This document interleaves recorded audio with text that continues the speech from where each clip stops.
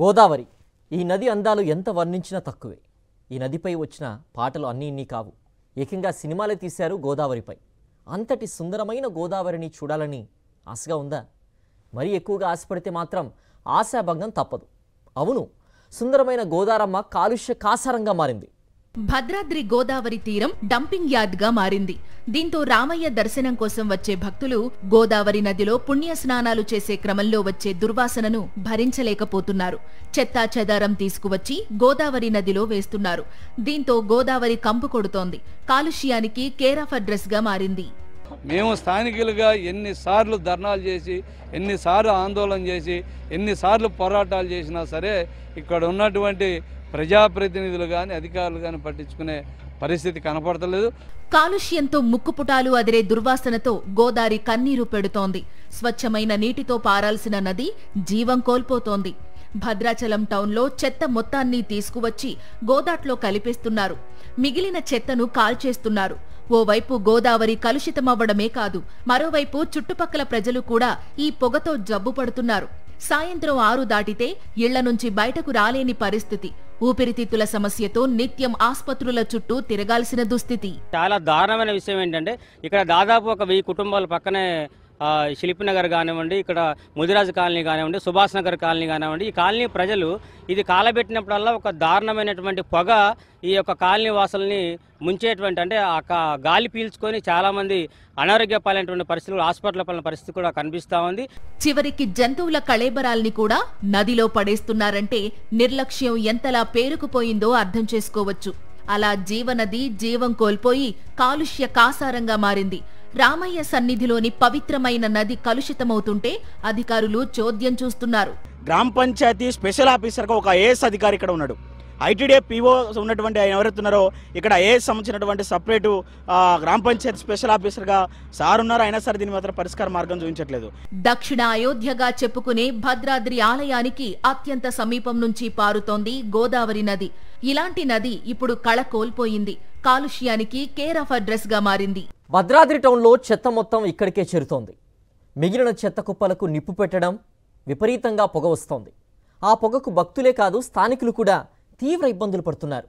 అలాంటి ఓ కాలనీ నుంచి మా ప్రతినిధి మహేందర్ మరింత సమాచారం అందిస్తారు.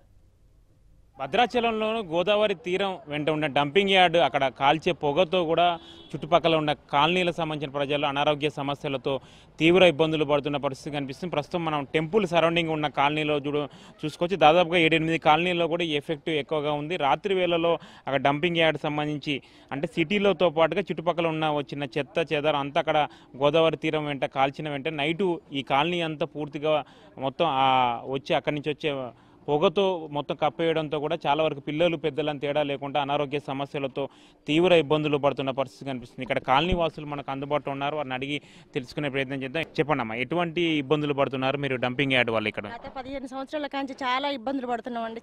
చెత్తతోటి పిల్లలు పెద్దలు చాలా పశువులు కూడా నష్టపోయినాం, చాలా రకాలుగా నష్టపోతున్నాం. నైట్ కూడా ఫ్యాన్లు వేసుకుని పడుకునే పరిస్థితి లేదు మా బజార్న. ఎంత ఊపిరి కూడా అసలు తీసుకునే పరిస్థితి లేదు. పొగ రోజు వాళ్ళు వస్తుందా? ఎట్లా రోజు కాదు మంట? వర్షాకాలం వస్తున్నా వాసన, ఆ వాసన దుర్వాసన తట్టుకోలేకపోతున్నాం. దుర్వాసన తట్టుకోలేకపోతున్నాం. ఎండాకాలం వచ్చిందంటున్నాం కాలబెట్టడం వల్ల నైట్ అది ఎట్లా నైట్ 7 కానీ స్టార్ట్ చేస్తారు.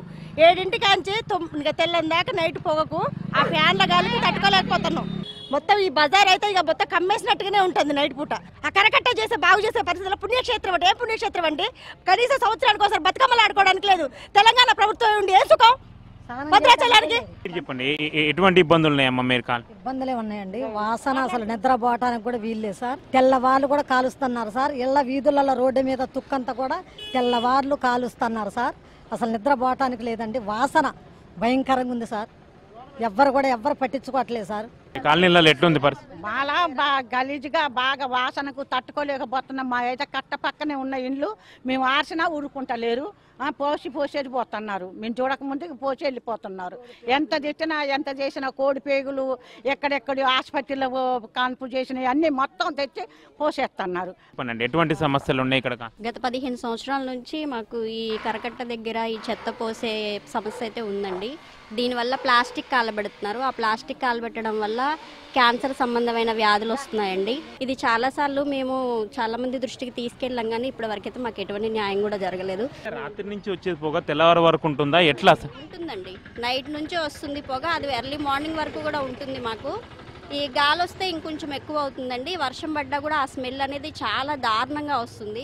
ఇళ్లలో కూడా మేము ఉండలేని పరిస్థితి. ఫ్యాన్ టెంపుల్ పక్కనే కాలనీ ఉంది, టెంపుల్ లో కూడా వస్తుందా, ఎట్లా? టెంపుల్ వస్తుందండి, పై వరకు వస్తుంది, టెంపుల్ వరకు వస్తుంది. అటు ఆ సరౌండింగ్స్ మొత్తం వస్తుంది. ఇటు అహోబిలం కానీ రామాలయం కానీ ఇటంతా మాది ఇంకా మరీ దగ్గర, కరకట్ట దగ్గర అయింది. మాది భద్రాచలం ముదిరాజ్ బజార్ అండి, అమ్మసత్రానికి వెళ్ళే రూటు. సో ఇది టెంపుల్ దగ్గర ఉండడం వల్ల మాకు ఇంకా బాగా వస్తుంది స్మెల్. కట్టక ఆనుకొనే ఉంది మా వీధి మొత్తం. కాలనీ చెప్పండి అమ్మా, ఎన్నేళ్ల నుంచి మీరు ఇట్లా ఇబ్బందులు పడుతున్నారు? 30 ఏళ్ళు పైన అయింది ఇల్లు వేసుకొని. 30 ఏళ్ళ బట్టి పడుతూనే ఉన్నామండి మేము ఈ బాధ.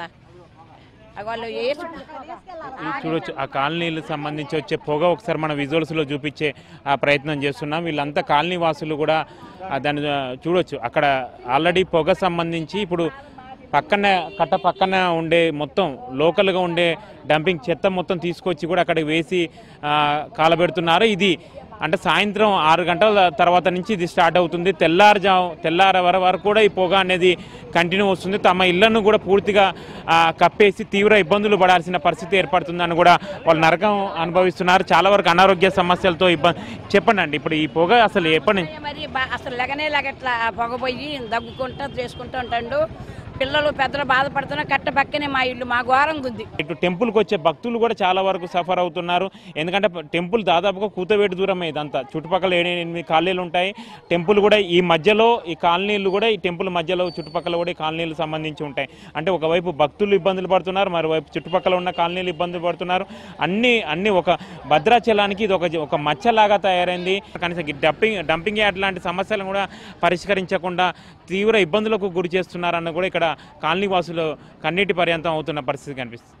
కెమెరా పర్సన్ సతీష్తో మహేంద్ర, సాక్షి టీవీ, భద్రాచలం.